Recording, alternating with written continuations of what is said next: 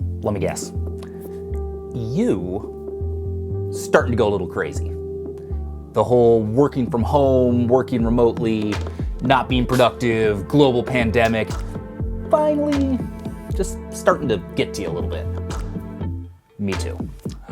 And I work from home always, or I work remotely always. I've been doing this for a long time, and even I am starting to go little crazy. It's just a weird time. Everybody's freaking out. People are getting sick. People are worried about their jobs. People are worried about money. I mean, it's crazy. I have all my thoughts in this video if you want to see my whole thoughts on this, but that's not what this video is all about. This video is about how to work from home successfully. How to actually be productive and get stuff done when you're having to work from home for what is possibly the first time in your life. I also bet that you've seen dozens of these posts from just about everybody with a blog that is how to work from home. So I tried to make this one more of the not so obvious tips. So that's what we're gonna talk about today. 11 not so obvious tips for how to successfully work from home. That cool with you? All right, let's roll the intro and do it.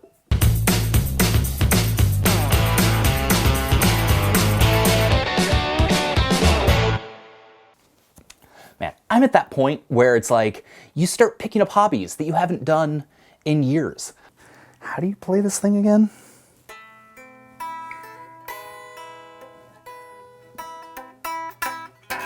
I'm at the point where I'm playing video games online against my 6-year-old cousin, and I've stopped letting him win. So what just happened? I won. So all your meals are that? Do you always win? Yes. Like, I need something positive in my life. I need a victory. So that probably wasn't the right place to take said victory, but it made me feel surprisingly good.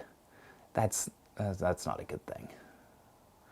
I digress. Okay, tip number 1. This might be the most important thing I say all day. So if you stop watching after this video, then that's fine. Just listen to this first thing. Get ready for work every day. It's that simple. You might be like, sweet, whoo, sweatpants, I'm in. Sounds good, sign me up. I got my coffee, I got my sweatpants, I haven't showered in 3 days, and you probably haven't gotten much done in 3 days either.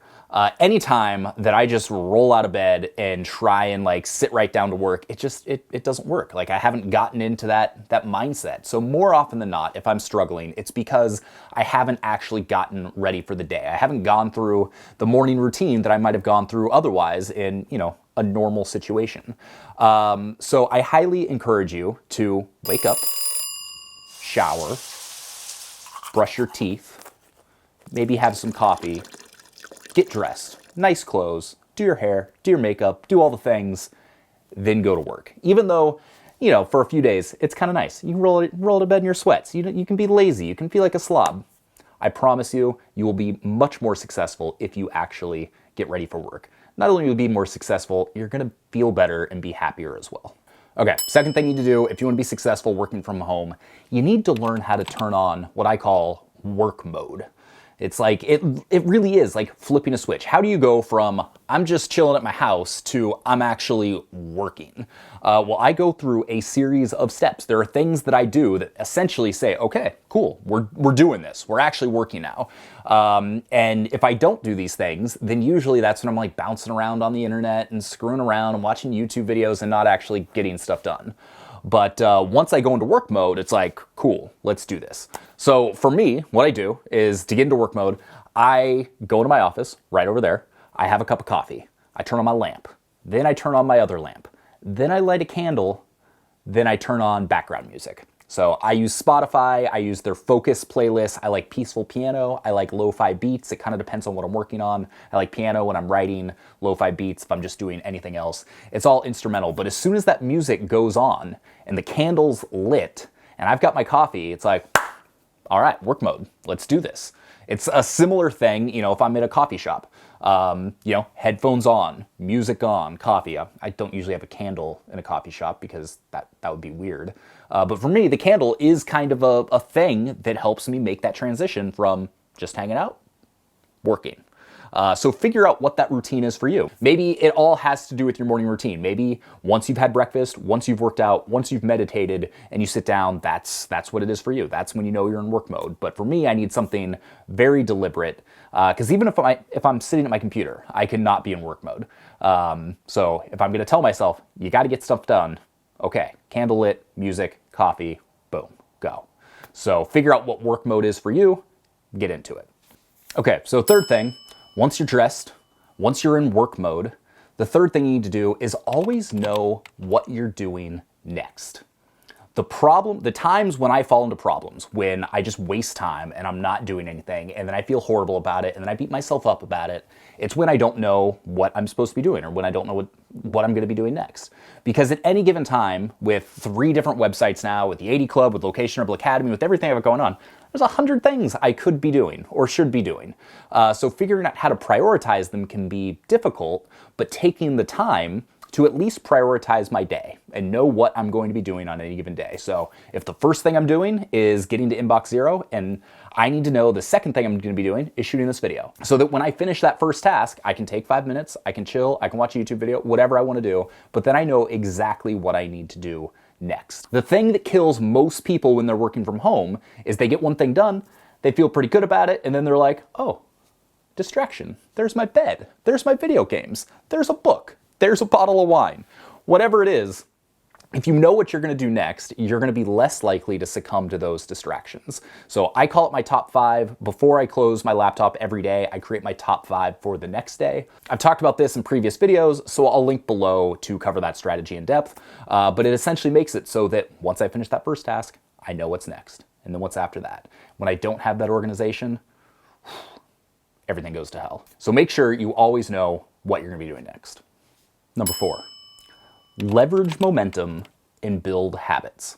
When you don't have any momentum, when you don't have any streaks, when you're not on a roll, it can be tough to motivate yourself to do anything, especially when you're at home, where, like you said, you've got distractions everywhere. So I try and make things automatic. I try and build positive habits that I know I'm not going to break. For instance, I'm one of those people that has a Peloton. I've ridden my Peloton 40 weeks in a row.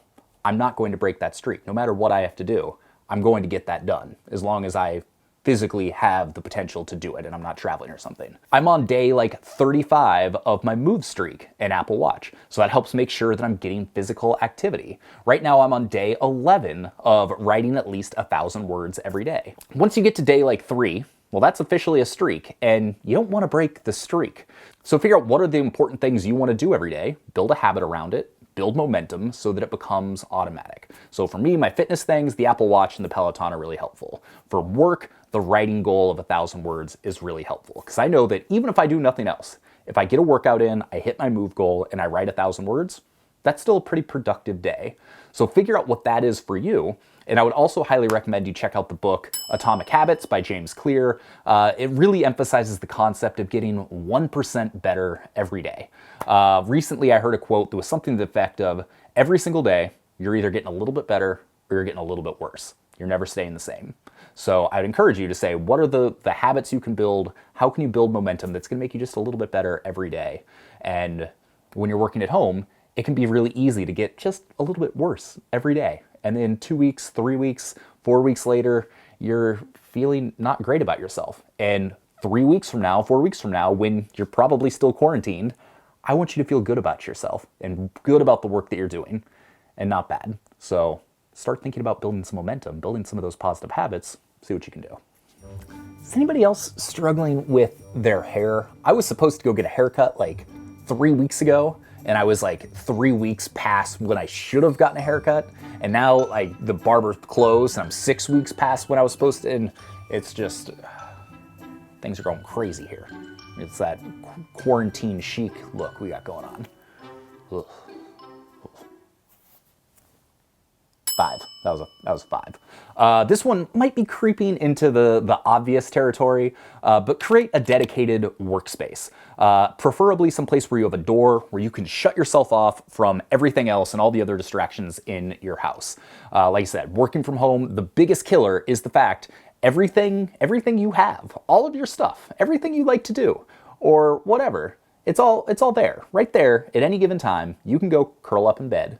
You can go watch TV. You can go binge Netflix, whatever you want to do. It's all It's all there. So by having a dedicated workspace where you can set yourself away from everything else, especially if you live with other people, if you have a family. My wife is now working from home, and so I have to contend with that, which not always easy. So because I've got a dedicated office, I can shut the door, I can turn my candle on, I can turn my music on. Man, I sound kind of like new agey. Turn your piano music on, light your candle. But hey, it works. And I can do that because I've got a dedicated workspace, dedicated office. So even if it's just a small corner of your apartment or whatever it is, try and create that, make it feel like an office, make it feel like your work zone. And when you're in that zone, stay there. Don't let any of the other distractions come in as best you can. All right, sixth thing, when you're working from home, and this isn't just working from home, this is just life in general, be deliberate. Be deliberate with everything you do. I don't care if you want to go play video games for 45 minutes. That's fine, but do it deliberately. Don't do it just because you got nothing better to do or you're wasting time. For me, I'll sit there and I'll scroll through my phone for like 2 hours, not even realizing it, not doing anything productive, just consuming whatever, just wasting time. That's not a deliberate action. If you want to do that and you want to go and watch a bunch of TikTok videos, that's cool. Say, for the next 15 minutes, all I'm going to do is watch TikTok videos. But make the decision to do it deliberately. Same with your work, same with your exercise, same with everything in your life. Be deliberate and actually make the decision to do something as opposed to just going through the motions and making it kind of your default action. That's going to allow you to ensure that you're getting more of the stuff that's important to you done on a regular basis, and you're not just going to waste time doing things that are probably just going to make you feel worse about your life. And let's face it, if you're wasting time scrolling through anything these days, there's not a whole lot of positive stuff you're going to see. So be deliberate, make those decisions, and somebody's calling me. Don't they know I'm shooting a video? Why would they do that to me? Come on now. Yes? There's a woodpecker pecking on the side of our house. Okay? I'm on camera right now. Now you're on camera. I'll see what I can do. Bye. Apparently, there's a woodpecker pecking on the side of our house, and I'm supposed to go scare it, so hold on.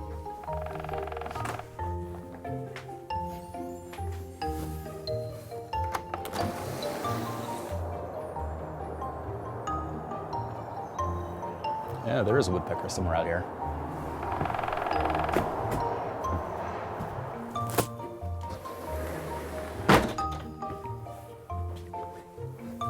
See?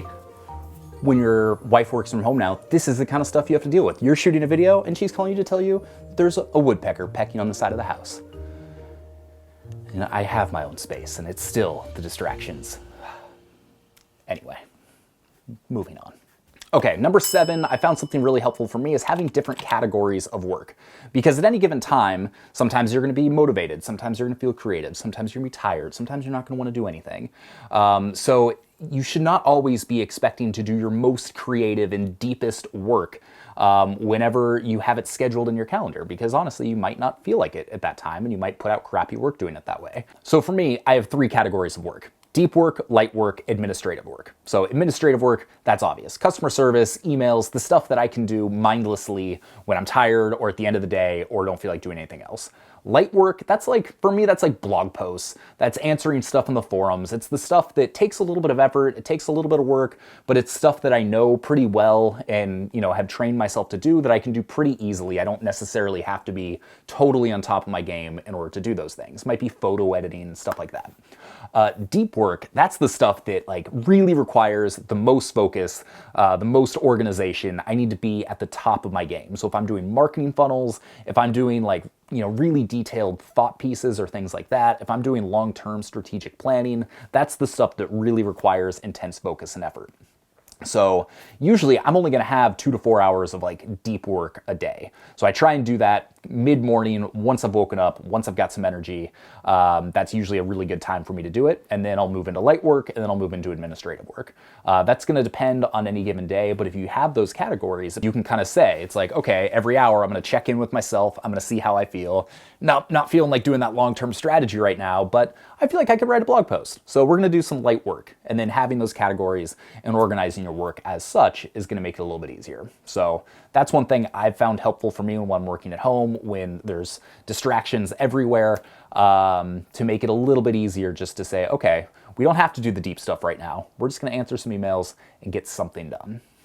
8, socialize. You got to find a way to stay social even when you're isolated and not being social. So Liz, our community manager, we talk almost every day, usually not even about work stuff, just about whatever's going on, because she works from home, I work from home. Having someone that I can chat to about whatever is great. A couple times a week, I also try and set up like Skype calls or FaceTime or Zoom or whatever with other entrepreneurial friends or just friends in general, just to say, hey, what's up? How's it going? That's, kind of the equivalent of like water cooler talk for me. When you're working, 12 hours a day by yourself, you need some of that social time. You need that social interaction. So once a week, spend 10 minutes and say, okay, who am I going to try and socialize with this week? Set up calls, send them a text message, say what's up, get it on the calendar. You're going to be glad you did. All right, number 9, when you're working from home, you've got a lot more freedom of your time. You can really kind of do whatever you want, whenever you want, as long as you're meeting your goals and your deadlines and things like that. So for me, one of the things I try and do every day, because I have that freedom and that flexibility, is I try and learn at least one thing every single day.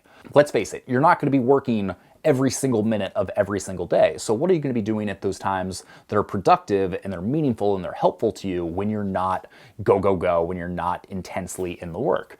So for me, one of the things I've done is I just got a masterclass all access pass. So all of these great video courses that I've been sitting through and watching, maybe 20, 30 minutes a day that have been awesome. I've learned about cocktails from one of the best bartenders in the world. I'm learning chess from Gary Kasparov. I'm learning guitar from Tom Morello. I'm learning cooking from Gordon Ramsay.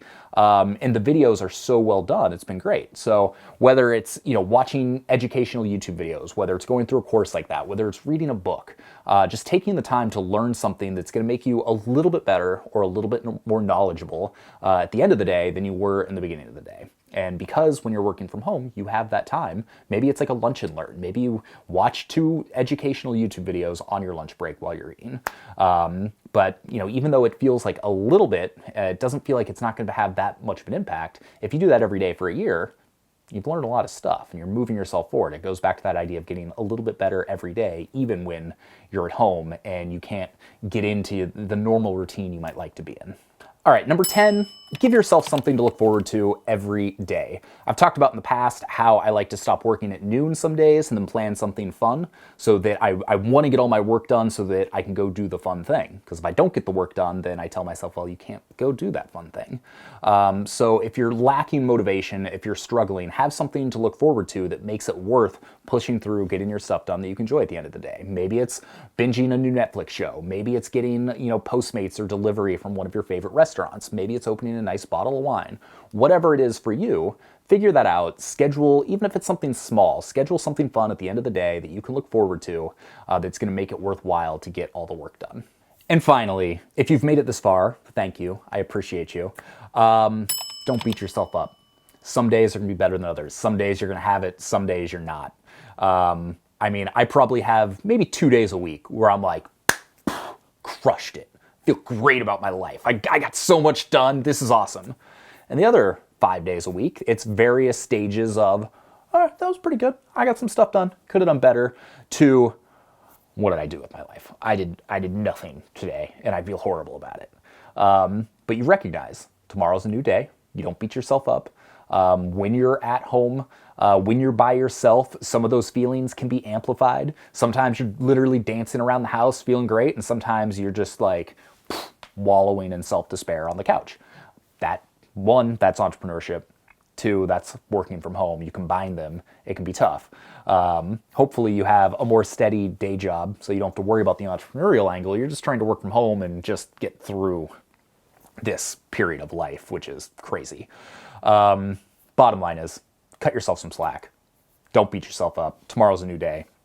Have a plan. If you do one thing, even if you have a horrible day, if you do one thing, create your plan for the next day so that you know exactly what you're doing first thing in the morning and feel good about it. Move on. All right, so there you go. Those are my 11 tips that are hopefully a little bit different from everything else you've seen for how to work from home, how to be successful when you're working remotely. And that's essentially what we help people do here at Location Rebel. We help you build small businesses that you can run from anywhere in the world, even your living room or your home office or your dining room, so that you can spend more time doing the stuff that you love doing in life. If that sounds interesting to you, make sure to hit subscribe. We got new videos every Monday and Thursday. Hit the notification bell up there so you're notified every time we got a new sweet video for you. And if you like this one, give this video a thumbs up. That makes me feel good, helps me know what people like, what they don't, what they want to see more of. It's super beneficial. And if you do want to build a lifestyle business, got a link below that is locationrebel.com/hi. It's our free 6-day guide all about how to build a sustainable lifestyle business that's going to help you do exactly what we just said. It's going to allow you to have more free time. It's going to allow you to travel, work from home, whatever it is. So go check that out. And with that, I am now still home and still have some work to do. So I'm going to go over to the next thing on my list and go get some stuff done. So I'll see you later. Peace.